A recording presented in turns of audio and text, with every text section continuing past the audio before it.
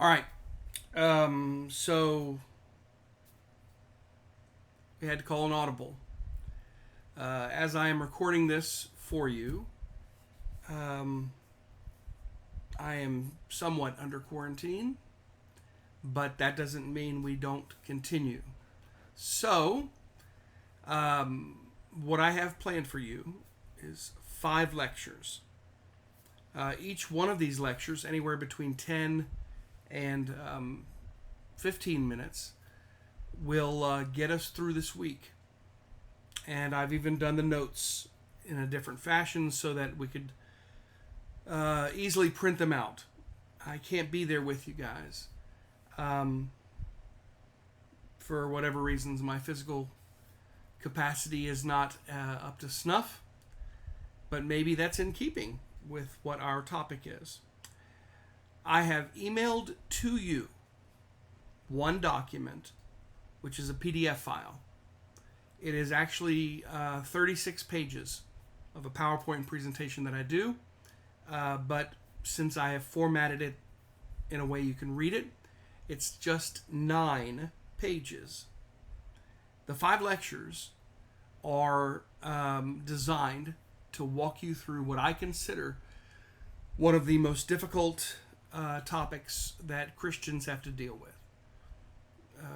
And we are not the only ones. The issue of evil, suffering, sickness, disease, tornadoes, etc. That is, it is the most persistent, and it is the number one argument against a belief in God. Now, if you remember correctly, when I was just walking you up to the topic, the number one reason people don't go to church is hypocrisy. But the number one reason they won't even start to believe in a God or consider Christianity is the doctrine of evil. It's far and away the number one topic. If there's any consolation to us, it's that every world religion, every system, and every philosophy has to figure out a way to deal with, explain, answer the issue of evil. And to various degrees, they make an attempt. In history, there are guys like Rabbi Kushner. Why do good things happen to bad people? He was trying to explain to a Jewish mindset the Holocaust. And the Jewish people have an incredible, horrific history. As a matter of fact, your Bible records it. Not the Holocaust, but I mean Egyptian slavery in the days of Moses, the Assyrian slavery in the days of Isaiah, the Babylonian slavery in the days of Daniel, Jeremiah, and then being held by the Romans in the New Testament era, or ruled by the Romans. Slavery, injustice, suffering, disease, forced labor, etc. If you will look at your notes, what I have for you, it's not printed the way I like it. It's sideways, as you can see, but at least it does get us through and does walk us up to where I hope we can do some justice to this. You'll notice that each slide has a little number at the bottom left. That's what I'm referring to when I talk about that slide number. But you'll see if God, why evil? And remember, the topic and the term that we use is the question of theodicy. Theodicy. Why do the righteous suffer, and why does the heathen rage? It is, in fact, in my mind, the summary judgment and the question of Job, and all the way to the cross, because the ultimate descriptor of Christ on the cross is the just dying for the unjust, a perfect man dying for imperfect and fallen people. Doesn't seem fair, does it? I am not going to be cavalier when we discuss the issue of evil. I'm not going to be cavalier when we discuss its nature, and the side effects. If you look at slide number 2, we're basically covering three types of evil. I'm sure there's more categories. As a matter of fact, I've seen, as we talked about one time, the 7 virtues and the 7 vices. But there's other ways of approaching the issue of evil. For our purposes and for testing purposes, there are three types of evil. There's natural evil, which is tornadoes, natural disasters, volcanoes exploding. There's moral evil. And moral evil is crime, injustice, sin. But then there's also existential evil, personally felt evil, disease, babies born addicted to crack, cancer. How do you answer this question? Please notice the third PowerPoint, or the third square, quandary of evil.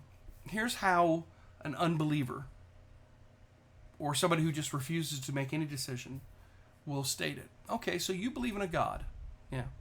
Okay. You say that this God is somehow defined by his goodness. Well, yeah. He's all the omnis, if you will. He's omnipotent, he's omniscient, he's omnipresent, and he's omnibenevolent. The 4. He's all-powerful, omnipotent. He's all-knowing, omniscient. He's omnipresent. He can be everywhere at one time.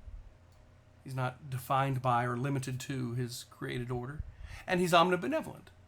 He defines himself, God, as love. All right. So here's what they ask us.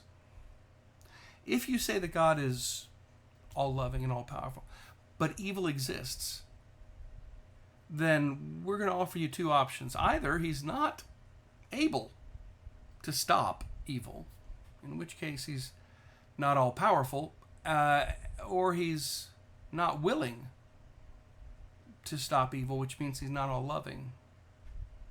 That's called the quandary. Now, in logical terms, that's what we call the law of the excluded middle. You're trying to offer just 2 options when there's more options to deal with. I mean, goodness gracious, even more religions do that. There's 3 basic responses that exists in our world. There's pantheism, which is Hinduism and, in a way, Buddhism. They believe that, please notice, they believe in God, but they deny that evil exists. They don't even think evil, it's an illusion. That's called pantheism. Atheism denies God, but affirms evil. So, pantheism denies evil and affirms God. Atheism denies God, affirms evil. Christianity, we affirm both. We believe both God and evil exist. Well, their answer is, how can both be true? That's from slide number 4. If you will, turn the page. I'm going to take you through the first 10 pages, or the first 10 slides in this lecture.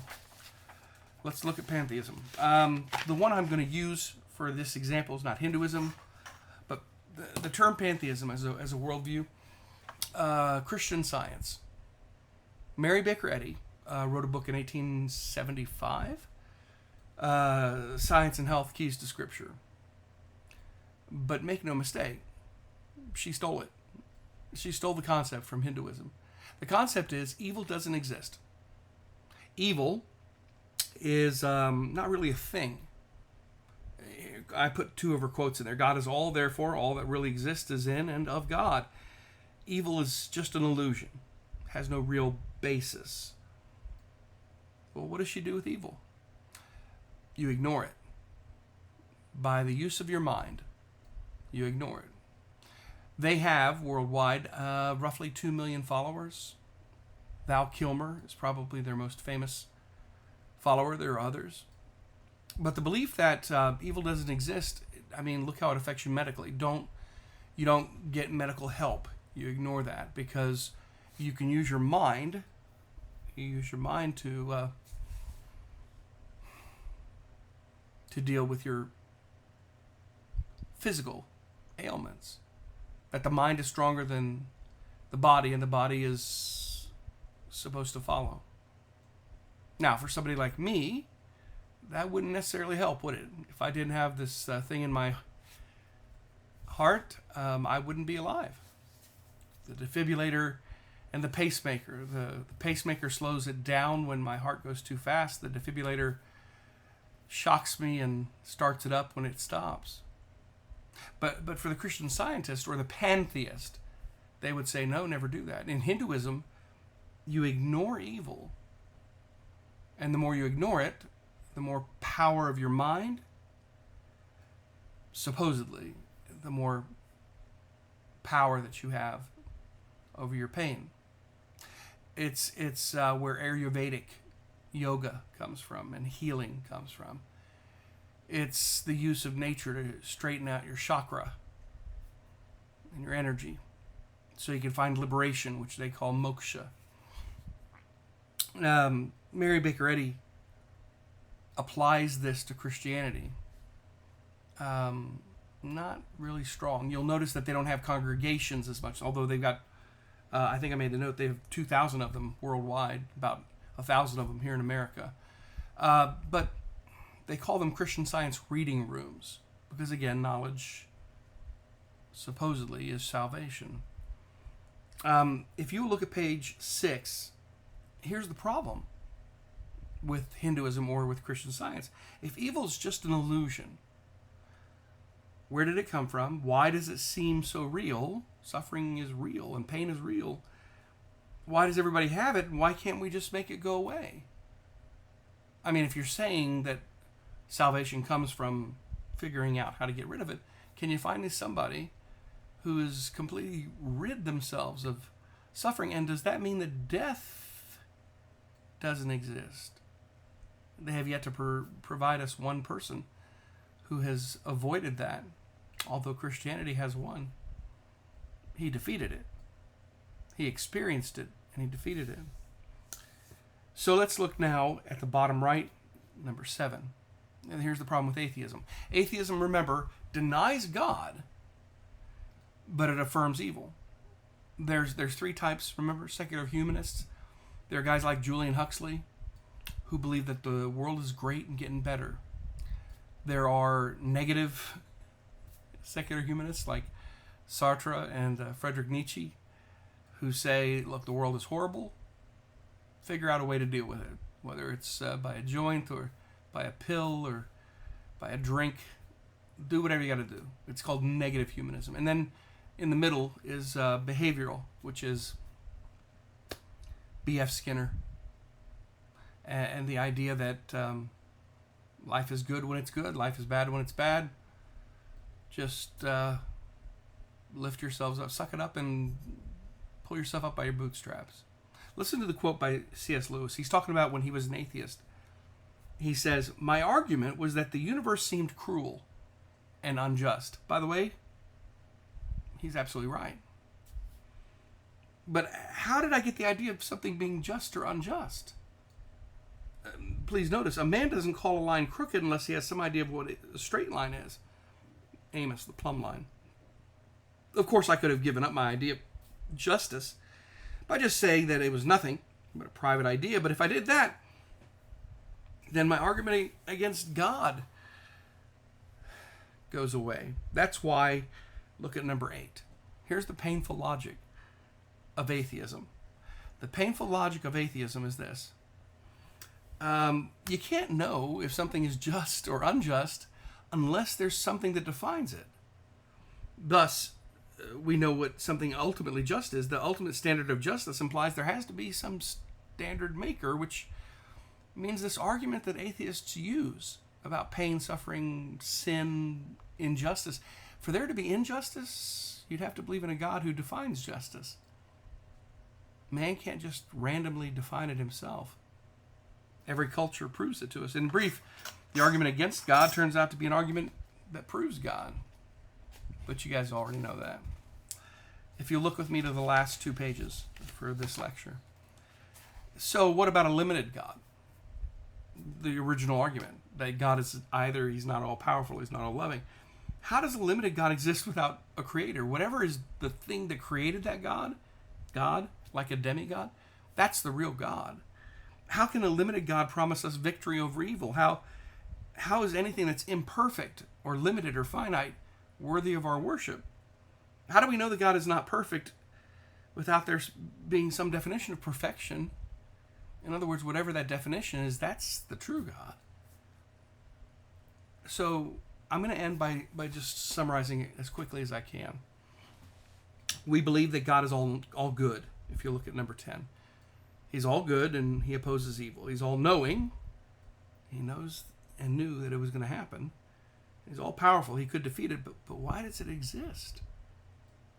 We'll deal with the origin of evil. The nature is defined by right and wrong, and the origin, well, that one's a little more fun, a little more difficult. Please do me a favor. After watching this video, I'm going to throw out a term. Heart. How about that? If you will, email me or text me with the word heart. I'll know that you watched it, and I will give you credit for this lecture. See you in number 2.